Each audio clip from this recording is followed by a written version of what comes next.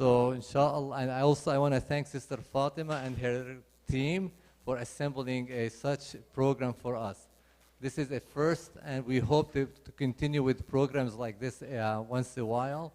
We have a sign-up sheet that Sister Fatima is having, right? So inshallah, within the program or after the program, please sign up for this program, and then we're gonna have more and more programs. And then we're gonna start the program right now, and we have 1 hour for the program. Sister Fatima, go ahead.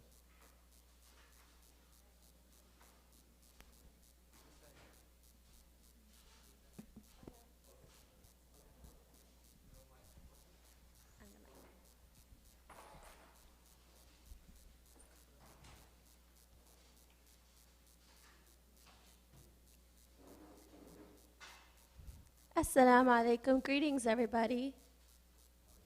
I want to start off by introducing the 4 interpreters, Fatima, Mariam, Bilkis, and Benny.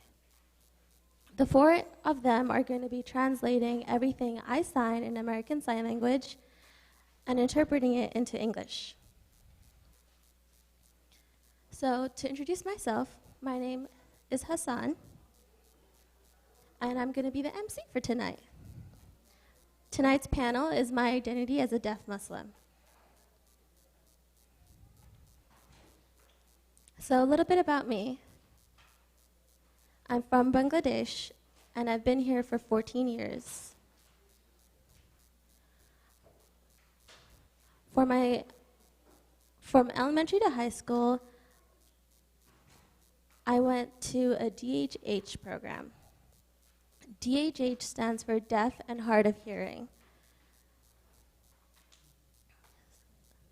Upon graduating high school, I went to college, community college, and I graduated from community college, and I will be attending Cal State Long Beach in the fall, inshallah. My major is going to be American Sign Language Linguistics and Deaf Cultures, and I hope to be an American Sign Language teacher, inshallah, God willing.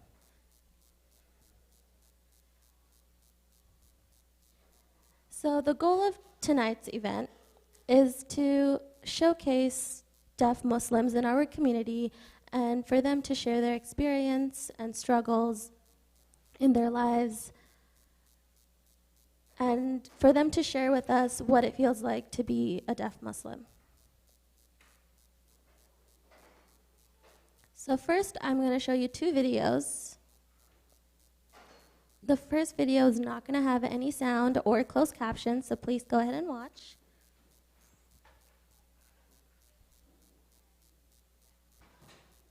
Can someone hit the lights, please?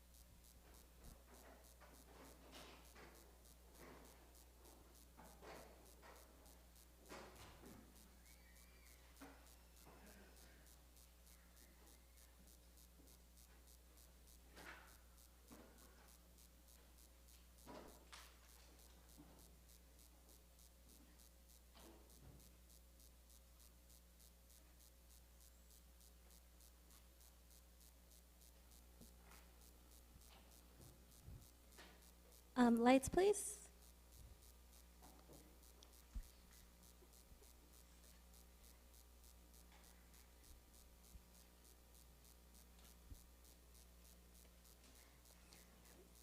So now, did all of y'all understand what was signed in the video? Do you have any questions about it?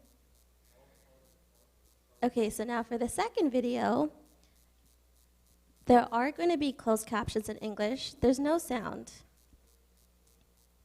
but you can read the closed captions. The lights.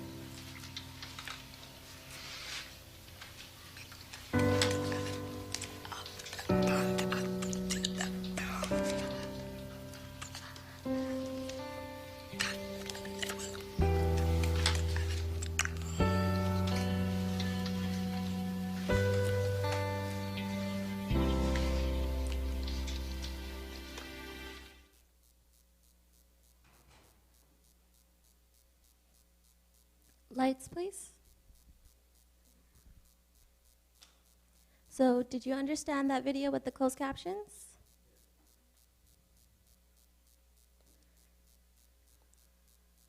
So that's what you call equal access to both the deaf and hearing communities. And that's what we want as deaf community members. We want equal access. So now I want to go ahead and call up the 3 panelists. Please come up.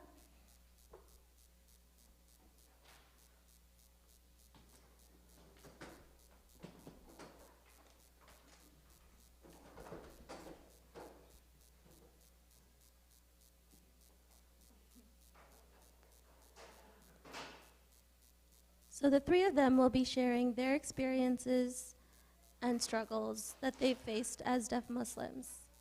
So first up, we have Sister Sarah, who will be sharing her story.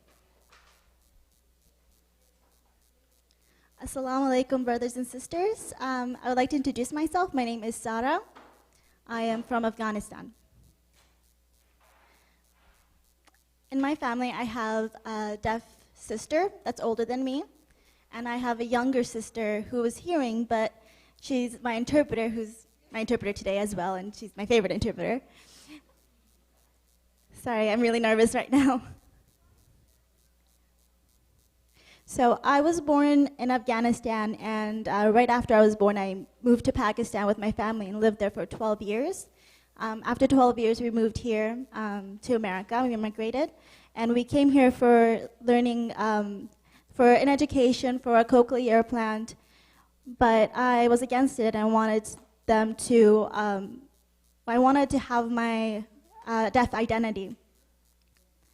And I went through my educational career within the deaf program, and after I graduated, I met my husband. Thank you for marrying me. I love you. So we've been married for 9 years. Um, Currently, I'm working as a freelance makeup artist. I go to other people's houses and do their makeup. And I think that's all I have to say about my identity. Thank you, Sister Sarah.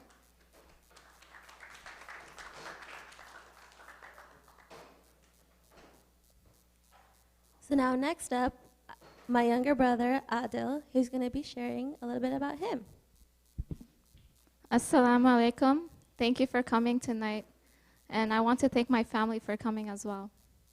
My name is Adil. I'm from Bangladesh, and I moved here in 2005. I grew up as a deaf Muslim, and my mom, who's a widow, took care of me and my 3 siblings. I went to high school. I went from elementary to high school, and then I graduated college, and in the fall I will be going to Long Beach University. I want to share my experience as a deaf Muslim. In the beginning, I didn't know that I was deaf until I moved here and I went to a hearing school. And the school figured out that I'm deaf, and they put me in a deaf program. So growing up as a deaf Muslim, I really hated myself for being deaf because I didn't understand my family and the people around me. Every day I would ask myself, why am I like this? I felt very frustrated with my deafness and the lack of access, and people thinking that I'm dumb and feeling pity for me and thinking that I will never become successful or do anything with my life. My goal is to be educated and show people that I'm able to do anything I can. And I can make decisions without having negative influence of the other people around me. So I just want to say that how hearing culture and deaf culture are so different. Hearing culture relies on their ears. Deaf culture, we rely on our eyes. Sometimes there's a lack of deaf people in the hearing culture, and there's a delay to communicate. Thank you.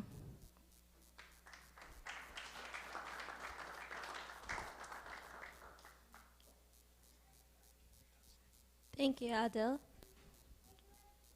So now next up, we have Tasneem, who will be sharing a little bit about herself. Hi, my name is Tasneem. And the meaning of my name is from the Quran, which means heavenly water, heavenly fountain. I myself am 20 years old. I am in college, and I plan to transfer to Gallaudet in the fall. My major is in biotechnology, and with an emphasis on research and medicine. So I'll be working in a lab. Again, myself, I am deaf. I am Palestinian, and I was born and raised here in California. I'm one of 5, and I myself am deaf, first generation of my whole family history. I have a cochlear implant. So yes, I can hear a little bit of sounds, but I am not able to understand speech clearly. So growing up, my ways of communication was to lip read, and of course ASL. So what inspired me to wear my hijab? I've been wearing my hijab since 11, and my role model goes by the name of Nuna Naromi. And she's like my best friend. She's always there for me. We taught each other. We learned a lot from each other growing up. And also her mom's name is Alama Amori. So that's another one I want to represent. And she was like a mother to me. She really motivated me. She taught me the Quran. She helped me to understand about Islam. And I would go over and sleep over, a lot of times. And I remember one night when I was young, we slept really, really late. Of course, we're watching movies, having fun. And so we stayed up late, and my friend's mom came up to me and she said, "Hey, wake up! It's time for prayer. We need to pray. It's 5." And I told her, "Hey, well, I want to go to sleep. I just went to bed. Like, I just was watching movies." And of course, I said, "Fine, okay." But ever since that, she's just been an inspiration to me, and she showed me my religion, and she showed me to myself, and how to wear my hijab and be proud of it. And I know that she's always there. She will always be there for me. She's always in my heart, and she's just so dear. And thank you, everyone, for coming and supporting us. Thank you, Tasneem. I want to add one more thing about my brother. I'm happy as a deaf Muslim. I'm happy as a deaf person, but I'm not happy as a deaf. I'm happy to be deaf, but I'm not happy as a deaf person.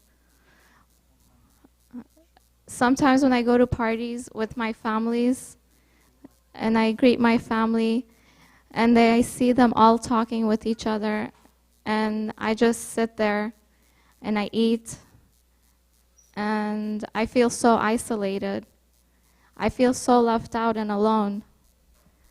I don't feel like a part of my family. Sometimes I think to myself, what am I here for?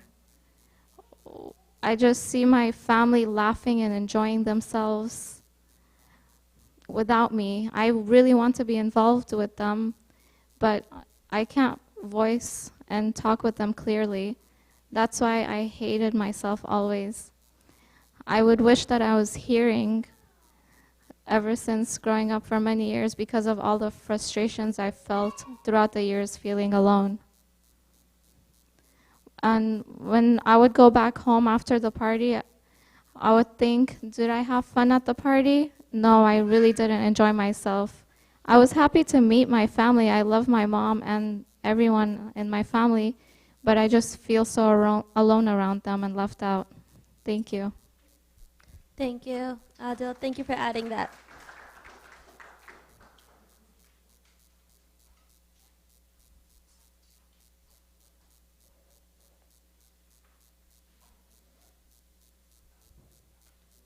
So now I will ask questions to the panelists. So first up, Tasneem. Did your parents ever send you to a private Islamic school or a weekend program, or what was your experience with that? Yes, my parents did send me to Islam school. It was the weekend program over in what's that? San Gabriel. In San Gabriel Valley, they have an event there. So it was over the weekend. We had about 15 students, 3 teachers, and unfortunately they weren't able to get an interpreter for me. It was not provided, so I had to go through it. I was really frustrated trying to go through the schooling, but thankfully I had my 2 younger sisters with me to interpret for me.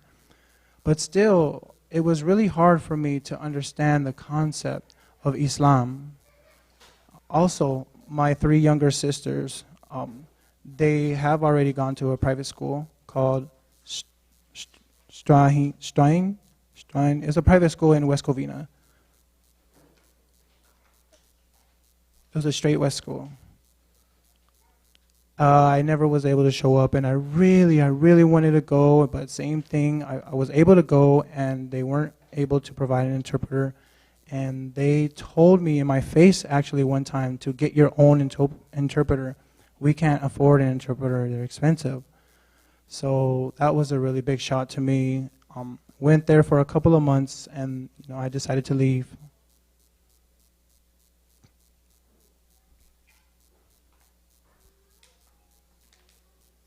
Thank you, Tasneem. So next question for Sarah.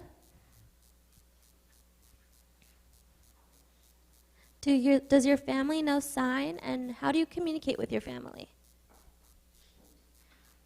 Yes, my parents know sign language. Their first deaf child is my sister, so they established home signs, and they made sure to emphasize on communicating with her. And then when I was born, they were able to communicate. They communicated through home signs. So now they know American Sign Language. They took classes.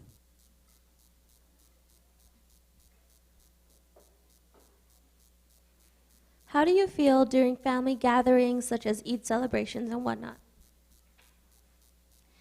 I always celebrate Eid with family members every year, but unfortunately, there's always a feeling of isolation.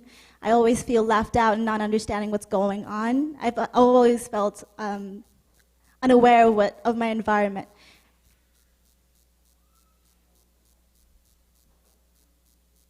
At family parties? Yeah, at family parties as well, at gatherings, celebrations. My sister, I relied on her, my interpreter. When she was a young girl, ever since she was 8 till now, she's still my interpreter. If I don't have my sister to interpret, I would not understand anything. I would be sitting in a corner. Alhamdulillah, I have my sister. She knows sign language and she is able to incorporate me into the family gatherings and interpret for me.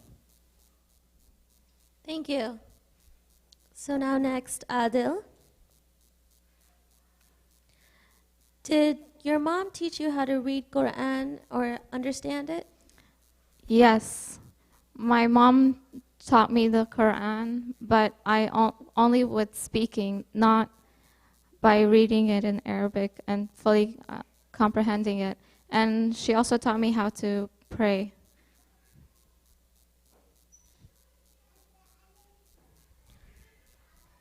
Thank you, Adil. Next person, Tasneem. What's your favorite childhood memory growing up? My favorite moment growing up was this one particular time in Isna. What is it? In Ikna, in Afghanistan. Oh, I'm sorry. In Orange County.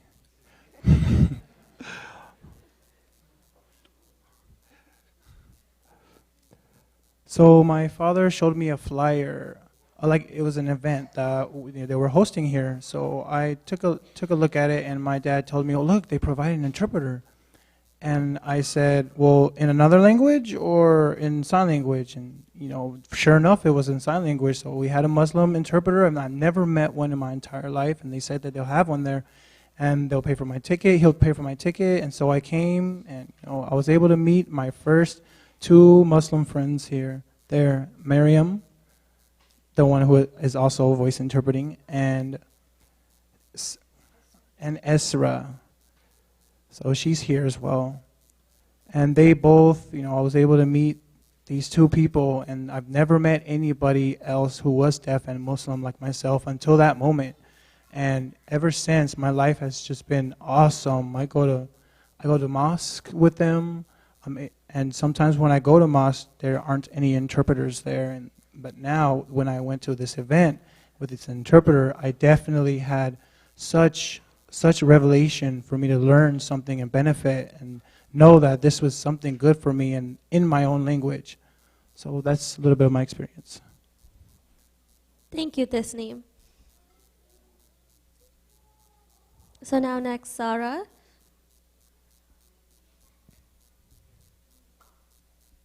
What's your experience requesting interpreters in the masjid? Me? Okay. I thought it was for Adil. Requesting an interpreter. Requesting interpreters in the masjid. What has been your experience with that? So I do request interpreters at masjids, such as during Ramadan. There's important lectures, and they would say, "Oh yeah, I can bring in an interpreter." Oh, I can bring an interpreter, but they wouldn't know Arabic. when the mullah or the lecturer is discussing Arabic, the interpreter would not be able to explain that to me. So I would be reluctant to say, okay, maybe I can use my sister as an interpreter. So my sister has been interpreting for me for lectures for many years. Thank you, Sister Sarah. So now the last question for Adil. What's your experience going for Jumu'ah prayer, for Friday prayer, and just other events at the masjid too? Are you able to understand what the imam is saying?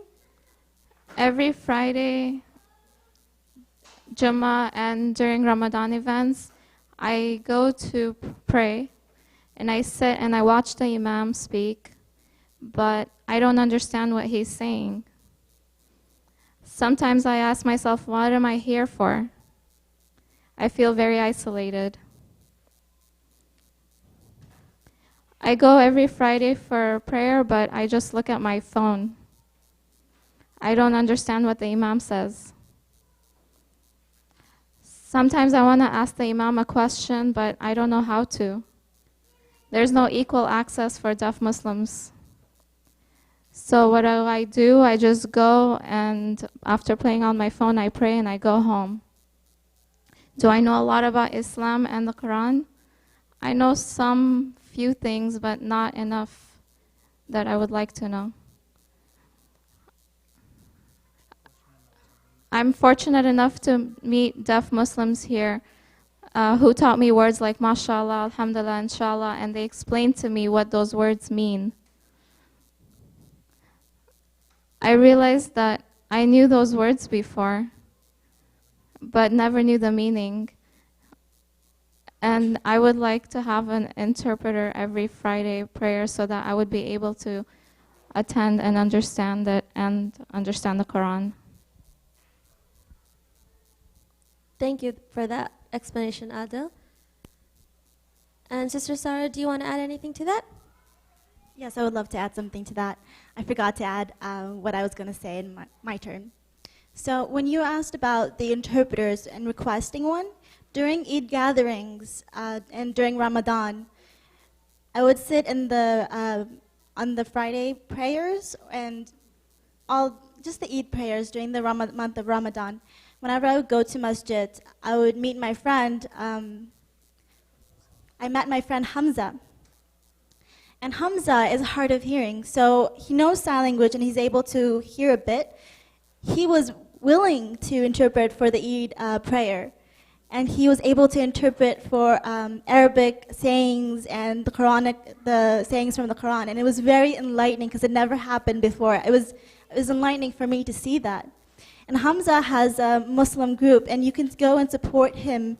He creates videos explaining the Quran, explaining signs, Islamic signs, such as also rituals that as Muslims we need to follow. He explains that, and we need more people involved. And I think everyone here should help and support him.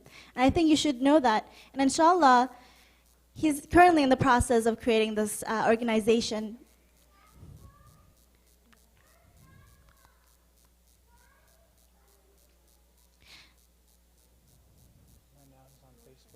So he has a Facebook page that you can go and look for. It's called Noor for Life. Noor, the number 4, and Life. And he shares videos on Islamic science and lectures and so on and so forth. Thank you. I just wanted to say something. I want my family to know sign language so that they would be able to communicate with me and my brother. So please learn.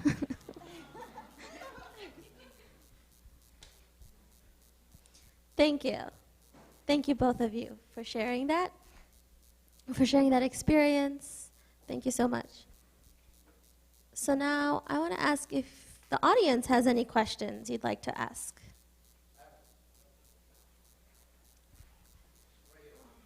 Please come up and ask the question up here, please.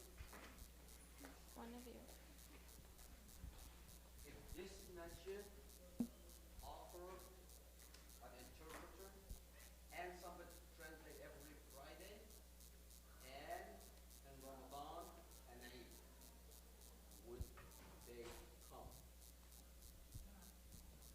Yeah, of course we would come.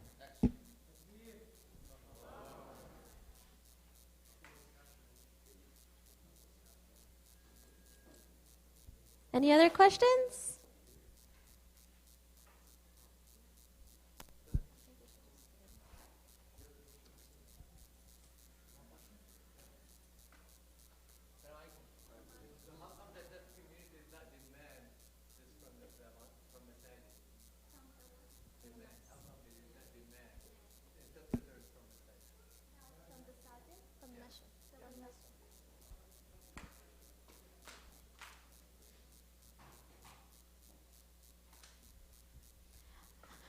I did. I requested for an interpreter from the Imam in Long Beach.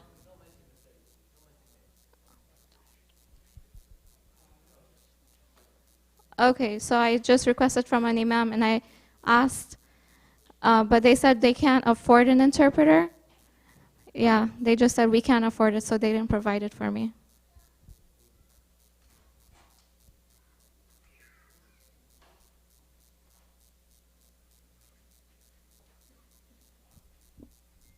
Well, yeah, for me, my experience is whenever I've asked for an interpreter, they would say, they don't have one or they couldn't get one. Nothing much has been done.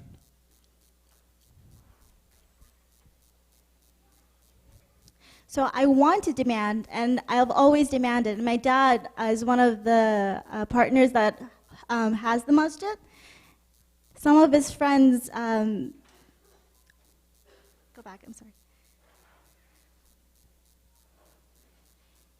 So I would go to masjid, and some of my friends, they wouldn't request for an interpreter from the masjid, and they would go to a church because the church provides without having them to demand.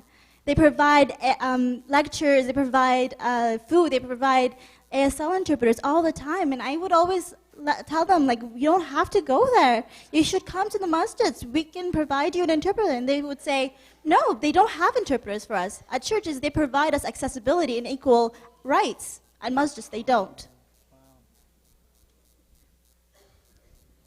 Do you have a question? You can stand.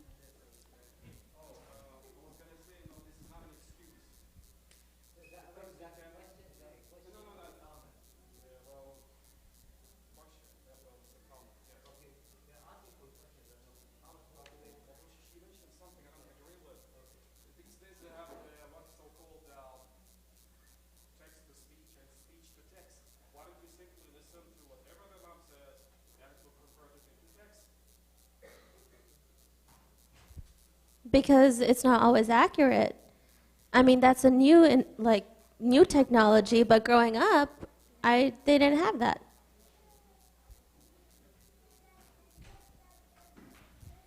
Let me go ahead and add to that as well. Now understand that, yes, we have these technologies, but it's not precise. It's not a 100% science. Some words disappear, some words are not able to be translated correctly, sometimes by the accent or just plain technology by itself. It's not accurate.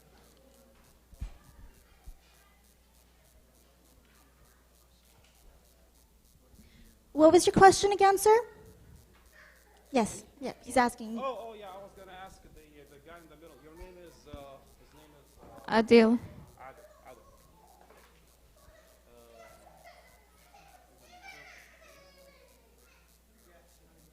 Okay. Oh. Okay. I was going to say something. Vocal communication is one way of human communication, but hasn't he, or should he, strengthen the other types of communication, such as interpreting body language, vocal cues, and also there are other forms of communication which he might not be aware of or is. Could be by touch, by smell, by vibration. Haven't you considered this? This might make up for your lack of vocal communication.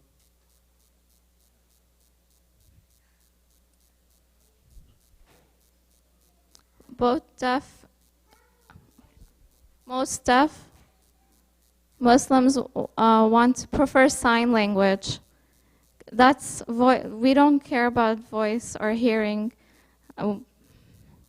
We rely on a visual understanding, which is what we use for sign language. That's how we understand the best. Well, I hope you understand the scope of what I'm saying. Body language.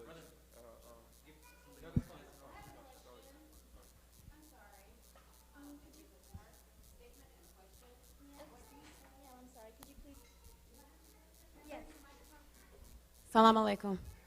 Okay. Two-part.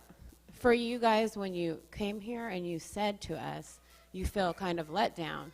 For me, it struck a chord with me because there's been times I felt excluded as well. But I feel like it is a bit traumatic to exclude anybody, no matter what the situation. So inclusion is very important. It can be traumatic to be excluded. Now, I don't know what I can do or what we can do to assist or help, but I'm on board, okay, and anybody else to get in line to do this because I'm part of this masjid, and alhamdulillah for this masjid, okay? The other thing is, I do have a question.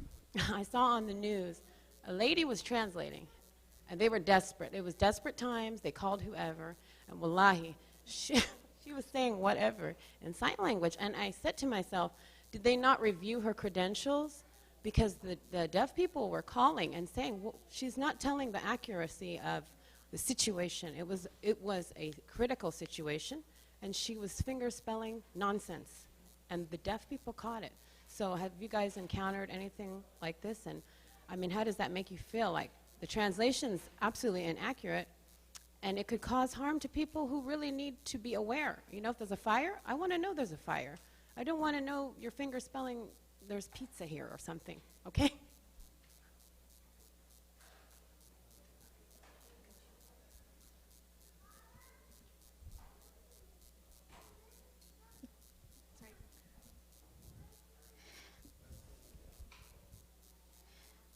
So my experiences with that, yes, I have experienced that in regards to reading the Quran and understanding the Quran and interpreting the Quran.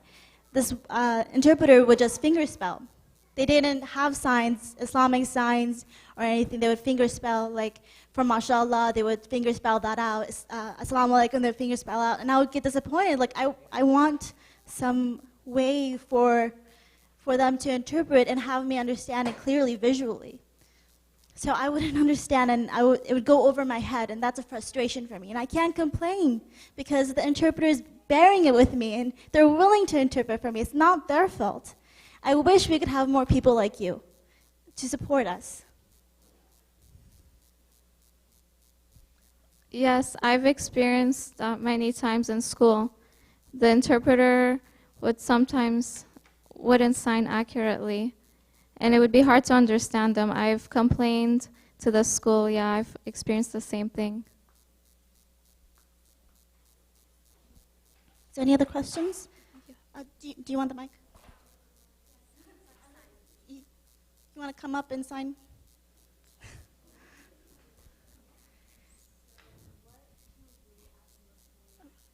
There are deaf people in the audience. Could you?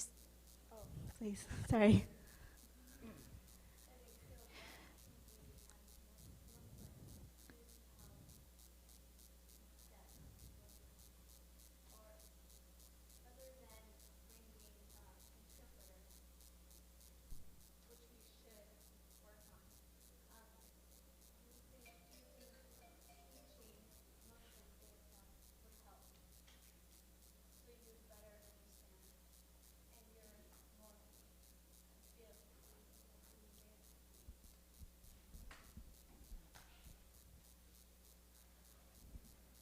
Sorry if I signed some things wrong.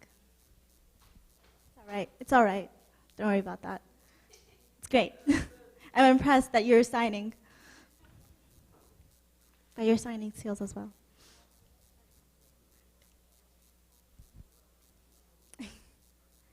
What was your question? Can you say that again? Can you say that again?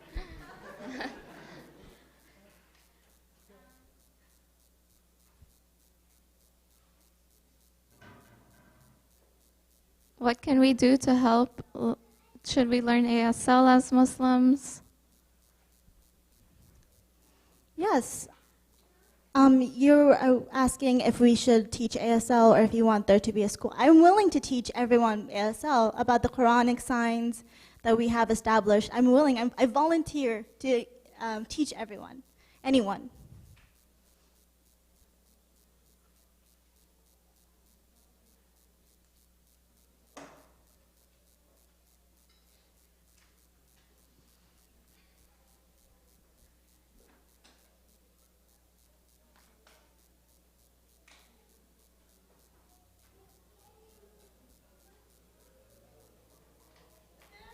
Thank you. Any other questions? Anyone else have any questions? You right there. Come on up.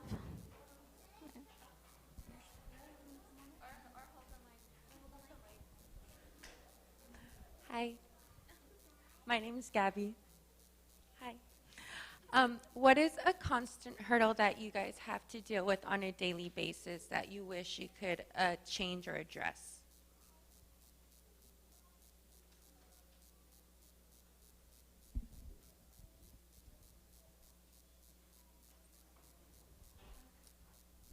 Could you give us an example by what you mean hurdle?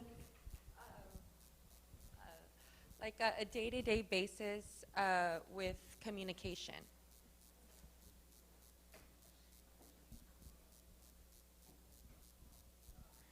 Yeah, like for example, in my family, they don't know sign.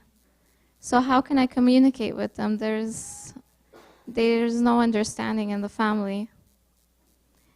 How to translate in a proper way. They can learn to sign so that they can communicate with me. That would be really nice.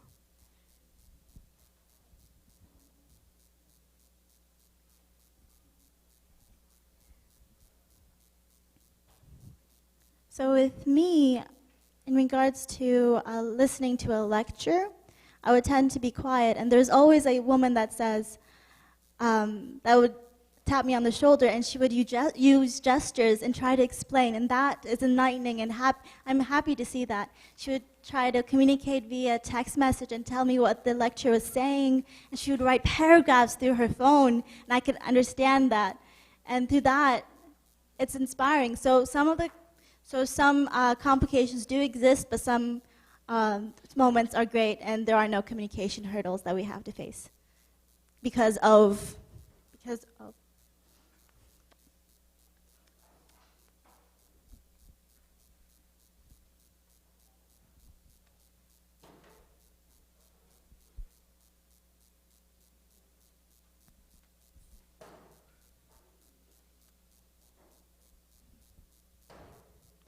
So those complication hurdles sometimes go away because someone is willing to interpret for us and help us out.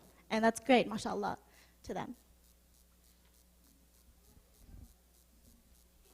Any other questions?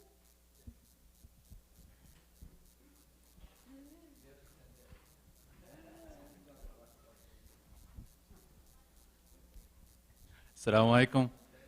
First, I think on behalf of the Islamic Institute of Orange County, I want to thank our deaf community for coming out and really enlightening us about how to communicate, if you will. So I really want to thank everyone also for supporting.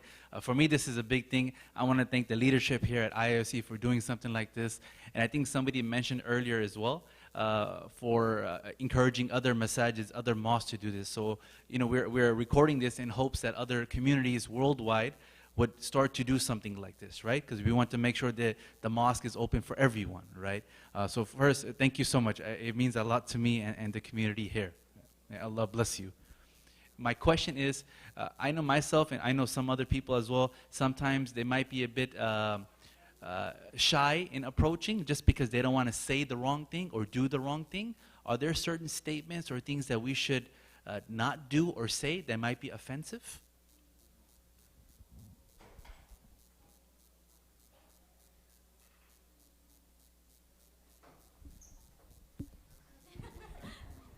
Yes, I will add to that. So what things to avoid for us, or people within the deaf community, one common thing that happens a lot, we don't feel, alone all the time or anything like that. sometimes we do feel left out, but usually when a deaf person meets another one, we know that they're deaf, we usually, actually, when someone doesn't know that we're deaf and they approach us and they talk to us and say, "Oh, I'm sorry," or they find out that they're deaf and they're like, "Oh, I'm sorry," and then they try to like body gesture or they'll text to me, and that kind of brings the barrier down a little bit. That starts to break walls down, and we'll start to build a connection from that. Okay, so now last question. Anyone with the last question? Over there in the back?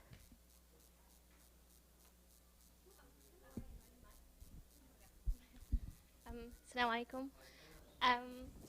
My question was actually kind of linked to some of the previous ones. So for those of us who don't know very much or little to know sign language, what would be some useful signs that would actually come in handy when meeting a deaf person out and about? Like just a few things that we could potentially learn that we could use that would mean something to you.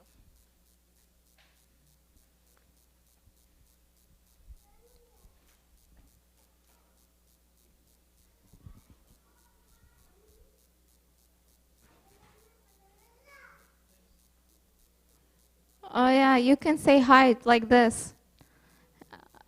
How are you? How are you?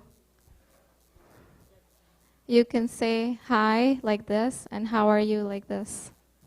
You twist your arms like that and then you point at the person for you. Follow my lead. It's simple. Hi, how are you? Good, that's it.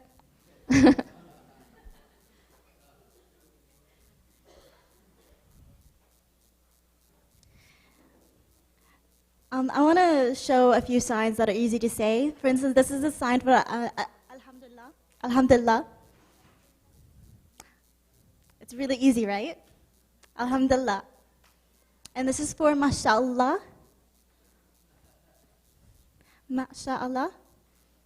And this is for Insha'Allah. Insha'Allah. So make sure your fingers are in and out. There you go. There you go. That's perfect. And that's it. That's really easy, right? That's all. You can do it. You can learn and you can beat every other masjid and learn these few signs. I also want to say if you meet a deaf Muslim, this is how you say Assalamu alaikum, like you're shaking their hand.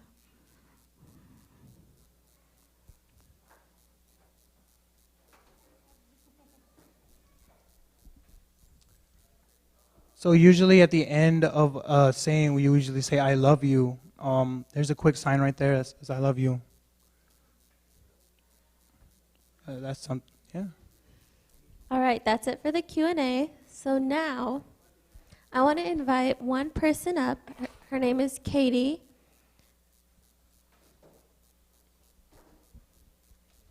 She is an ASL interpreter. So I want to invite her up to share a little bit about what.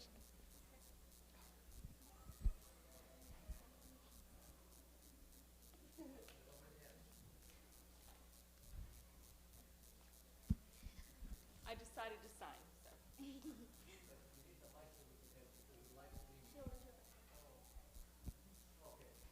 She's going to be speaking for me. So I was asked to share about my experiences in the deaf community.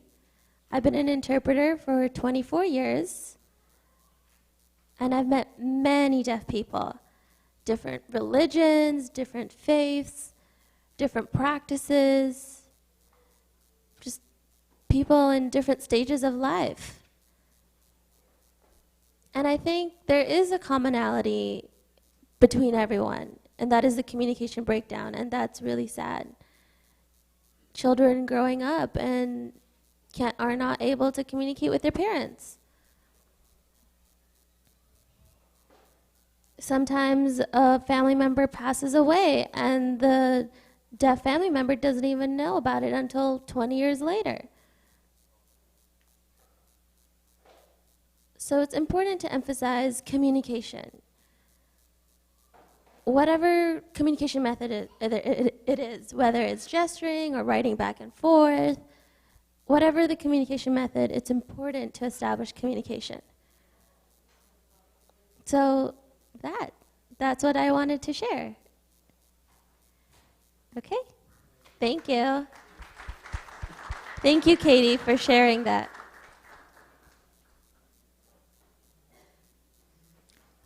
So for the deaf panel, now that it's finished, so when we finish speaking, that's how you clap. You don't clap with your hands to make a sound. That's for the hearing world. We're visual. You clap like this.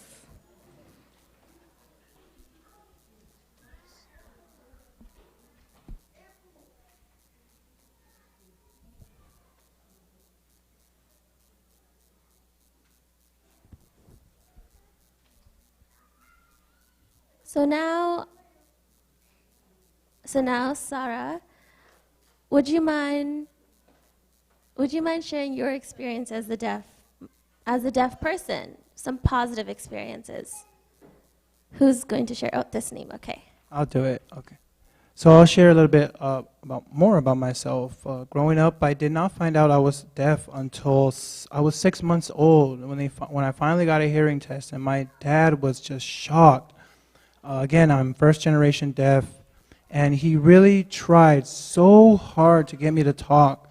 You know, I mean, the rest of my family was hearing, and I went, it was really frustrating, growing up and trying to learn this. But, it's motivating to learn sign, and, both my parents are not born here, and they moved here, and they actually learned sign language for me here in the United States. And, that influenced my brothers and sisters, for them to sign to me and for us to sign to each other. And ever since then, it's just been successful communication. And ever since then, that moment, they've been using sign language to communicate to me. They stopped making me read lips anymore. And so now I can communicate. I get along with my family now. It's just great.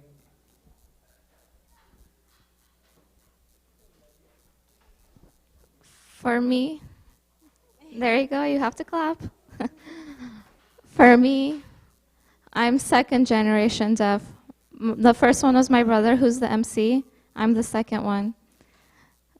So I'm happy that it's easier for me to communicate with my brother growing up. Something positive I've experienced as a deaf person. When we get together as a family and we're eating, I can eat and sign at the same time. I don't have to worry about my food falling out of my mouth. Also, if there's like a window and someone's far away, we can sign with each other. Hearing people can't hear each other through a thick window.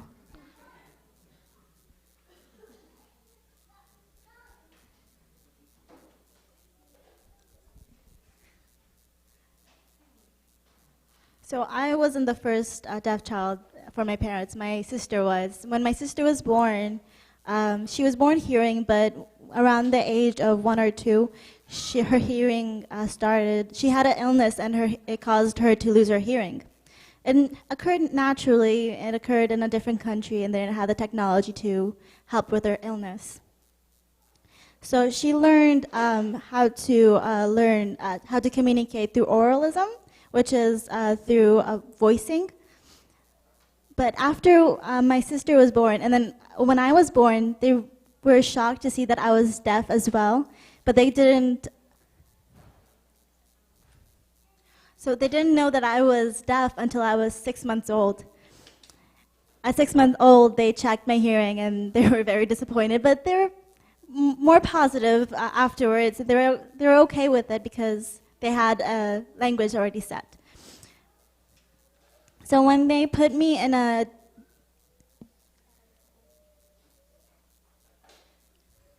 So I went to a deaf gathering later on in my childhood. I was shocked to see that there were more deaf people. I felt like I was meeting a family, that there were more people like me. I felt I had different cultures within me, and it was so enlightening and freeing. It was freeing. I didn't feel alone or isolated. I had more connections. So through the deaf community, I was able to learn and have more connections through them. and it was a positive feeling for me. Thank you for adding that as a part of your identities.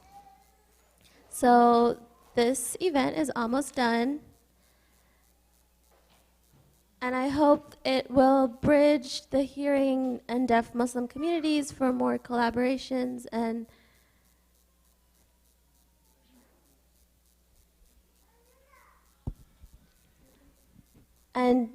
Eventually. shows that deaf need to educate people and through having equal access. And I hope this event showed the need for that. And I hope that we as a deaf community receive the support we need. So yeah, that's it.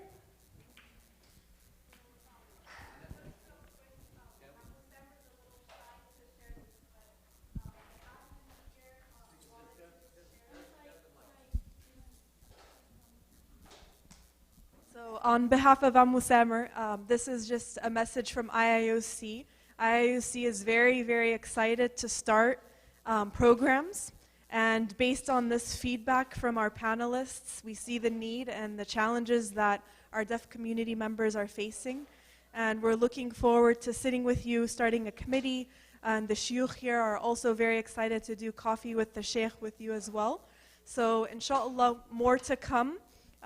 Inshallah, the challenges that you spoke of will, start to simmer, inshallah. So thank you so much. I know it takes a lot to be here and to stand and to share the struggles. And I think now it's our turn to learn sign language as a community. Maybe we can start like a hashtag where we're the very first community where we have maybe 100 people that become ASL, not certified, but learn ASL.